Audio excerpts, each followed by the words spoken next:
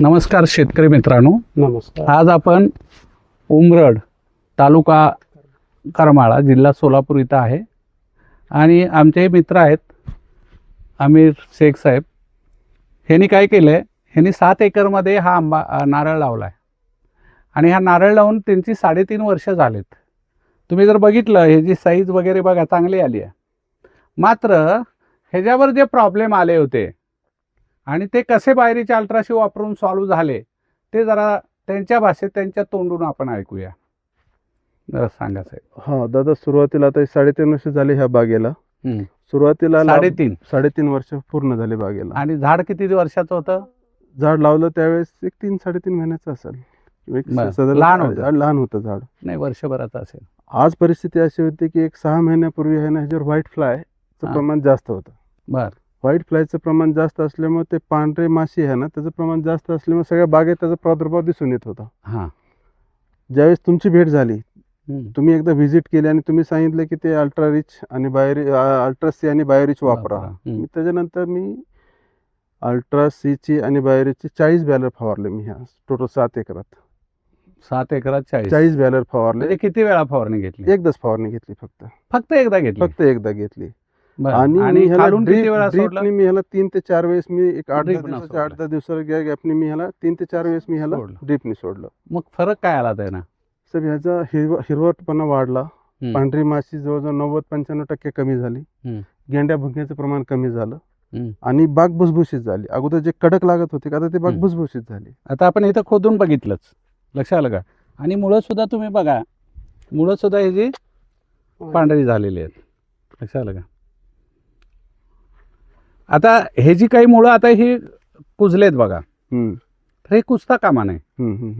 कळलं का? हे कुजता कामा नाही. तुम्ही बाहेर ज्यावेळी सोडाल कंटिन्युअस त्यावेळी तुमच्या लक्षात येईल की हे व्यवस्थित व्हायला लागले. आणि आता शेतकरी बंधूंनो लक्षात ठेवा की आपणाला आता जूनमध्ये पाऊस चालू होणार, तर पावसाळ्यामध्ये काय होतं, पाणी जास्त साचलं की बुरशी जास्त वाढते आणि मग वरती त्याचा साईड इफेक्ट येतो. काय येतं तर पानं करपायला लागतात, पानं वाळायला लागतात.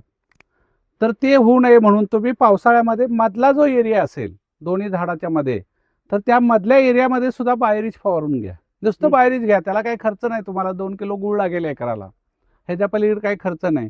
आणि ड्रीपने तुम्ही काय करा, बायोरिच अल्ट्राशी सोडा कंटिन्यू. आणि जर कीड असेल तर निदान महिन्यातनं एकदा किंवा 2 वेळा वरून बायोरिच फवारा. एक सोंड्या भुंगा. गेंड्या भुंगा म्हणजे काय, असं तिरपं पाणी कापतं बघा. ह्याच्यात एक कापलेल्यावरती ते वरती दाखव बघा, पान कापलेलं. तर असं तिरपं पान कापतं सुपासारखं. ते कोणी कापलेलं असतं गेंड्या भुंग्यानं. गेंड्या भुंगा काय करतो, खाली तोंड करून ते खात असतो. नवीन ज्यावेळी ते येतं पान त्यावेळेला खाली तोंड करून खात असतो तो. तर तो गेंड्या भुंग्या कशानं जात नाही. किती मारा, आपण वर चढून औषध मारू शकत नाही. लक्षात आलं का? तर हे साधा उपाय करायचा. काय करायचं, बायोकल्चर तयार करायचं. ह्याच्यामध्ये तांदळामध्ये तयार करायचं. 5 किलो तांदूळ घ्या, ते शिजवा. शिजवताना 20-1.5 पाणी ठेवा. शिजत आले की वरची पेज काढा. एका 50 लिटरच्या कॅनमध्ये होता. पेज मात्र गाळून होता. 1 विकन त्याचा गेला तर ते सगळं कुजायला लागतंय. त्याच्यामध्ये 250 ml किंवा 200 ml बायोकल्चरची बॉटल 250 ml ची असते तुमच्याकडे, ते 250 ml त्यात टाका. 2 दिवस पॅक ठेवा. 2 दिवसात तयार होतं. मग ते काय करायचं, 2 लिटर ड्रिपनं खालून सोडायचं. ओके. जर तुमच्याकडे गेंड्या भुंगा जास्त असेल तर वरून मारून घ्या. खालून जरी सोडलं तरी गेंड्या भुंगा आणि सोंड्या भुंगा दोन्ही पण जातील त्याच्यामुळे. पानं खाणारी आळी असेल, आता ह्या तेवढी नसते, पानं गुंडाळणारी आळी ह्या ज्या असतात ह्या सगळ्या त्याने जातात. ज्याला दात आहे अशी सगळी कीड जाते. एकदम सोपा साधा उपाय आहे. 50 लिटर तयार होतं. कळलं का? तुम्ही 1-2 वेळा सोडलं वर्षातून तरी बसवतं. पण आता ज्यांच्याकडे प्रॉब्लेम असेल त्याने 1-2 वेळा जादा सोडा. आता आपली बाग फ्रुटिंगला आहे. आता आपल्याला नवीन फुल निघतायत त्याचे, मग त्याची जोपासना कशी केली पाहिजे? आता जी नवीन फुलं येतात का नाही, ते फुलाला फळं जास्त लागत नाहीत, गळतात. गळायचं मेन कारण काय, झाडाची कॅपॅसिटी नाही म्हणून गळतात. लक्षात आलं का? तर तुम्ही काय करायचं, ते का गळतात तर खाली मुळं गेलेले असतात. खालून जे त्याला मिळायला पाहिजे इव्हन पाणी सुद्धा मिळत नाही आणि त्यामुळं ते गाळतं झाड, कारण त्याला बाकीचं पुढं चालवायचं असतं. तर तुम्ही काय करा, एक उदाहरण तुम्हाला सांगतो. एकदा जालन्यामध्ये मी गेलो होतो. एक शेतकरी नारळाच्या झाडाखाली बसला होता. मी सहज त्यांना विचारलं, हे नारळाचं झाड किती वर्षाचं आहे? तर म्हटला 7-8 वर्ष झाली. ह्याला फळ आलं का? तर फळच आलं नाही. हे येतो, कोंब येतो, पण त्याला फळच लागत नाही. मग त्याला सांगितलं आता ह्याला बाहेरची अल्ट्रासी सोड. आणि 6 महिन्यामध्ये तुम्ही लक्षात ठेवा, 6 महिन्यामध्ये मिनिमम 150 नारळ त्याच्यात दिसत होते. सगळ्या शेतकऱ्यांनी लक्षात ठेवा, तुम्हाला नारळाला चांगली फळधारणा व्हायची असेल तर तुम्ही खाली मुळं चांगली ठेवली पाहिजे, म्हणजे जमीन चांगली परत ठेवली त्याचं पाहिजे. प्रमाण थोडं जास्त वाढवावं लागणार आता. बाहेरचं वाढवायचं, त्याला काही खर्च नाही आपणाला. 2 किलो गुळ आणा. अल्ट्रासीचं पण हा.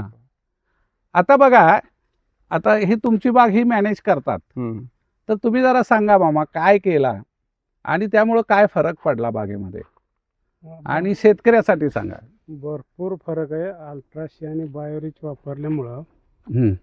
जमिनीची सुपीकता वाढते ह्या अल्ट्राशी आणि बायोरिचमुळं. हाताने खोदू शकताय तुम्ही. हातानं उकरू शकतोय आपण, इतकी भुसभुशीत होती जमीन. आणि पानाचा कलर बी चांगलाच येतोय त्याचा, हिरवट कलर येतोय पानाला.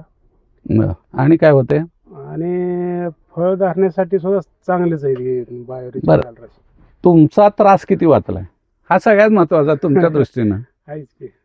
किती त्रास वाचला. भरपूर पूर्वी कसं पूर्वी- कीटकनाशक आणा, नंतर बुरशीनाशक हा. आणा, नंतर खत आणा, म्हणजे 17 गोष्टी करायला लागत होत्या, त्या हो. टोटल थांबल्या आता. हं. लक्षात आलं? बरोबर. त्यामुळे तुमचं सुद्धा काय झालं, काम कमी काम- झालं, काम- जास्त कामाला क्षेत्र तुम्ही मॅनेज करू manage शकायला करू लागलाय. शकता. हं. लक्षात आलं का. आता तुम्हाला आणखीन काही शंका आहे ह्याच्यामध्ये?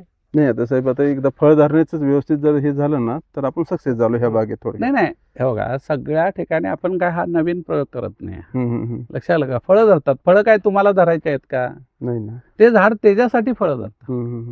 लक्षात आलं, त्याला फळं वाढवायची असतात, त्याला पुढली पिढी चालवायची असते. त्यालाही मस्त वाटतं मोठी फळं यावीत, कळलं का. त्यात पाणी भरपूर असावं, खोबरं जाड असावं, खाल्ल्यावर चोथा होऊ नये, त्याला मस्त वाटतं आपली फळं चांगली असं, कारण ते त्याचं मूल असल्यासारखंच आहे. बरोबर. आपण ज्यादा काळजी करू नका, त्याला फक्त त्रास होणार नाही एवढी काळजी घ्यायची. म्हणजे काय, जमीन चांगली ठेवा आणि जमिनीमधली जी मुळं आहेत ती कुजणार नाही ह्याची व्यवस्था ठेवा. ठीक आहे. जमिनीमध्ये सगळं आहे, वेगळं काय टाकायला लागत नाही, फक्त ह्या जीवाणूला खायला शेणखत लागतं, कळलं का. तर शेणखत आपल्याला थोडं जमिनीत सोडलं पाहिजे, म्हणजे कंपोस्ट खत. लक्षात आलं का. ठीक आहे सर. आणखीन काय अडचण, एवढ्यावर येईल बाग वाटतंय का आता.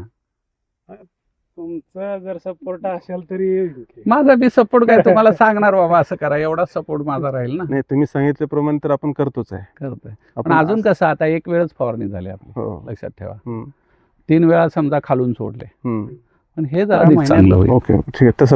तसा प्रयत्न करून बघूया आपण बागेत. जास्त पण अल्ट्रासी सोडायचं नाही, एक 10-12 लिटर वर्षाला बस झालं एकराला.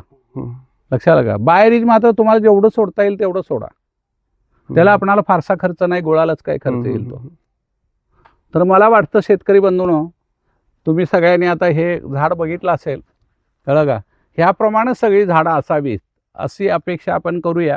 अजून एक 3 महिन्यानंतर, पावसाळा संपल्यानंतर ऑगस्ट किंवा सप्टेंबरमध्ये परत आपण व्हिजिट करूया या बागेला, आणि किती फरक पडला हे तुमच्या लक्षात येईल. त्यावेळी आपण परत रेकॉर्डिंग करू. तर हा एपिसोड आपण इथंच थांबवूया. नमस्कार शेतकरी बंधूंनो.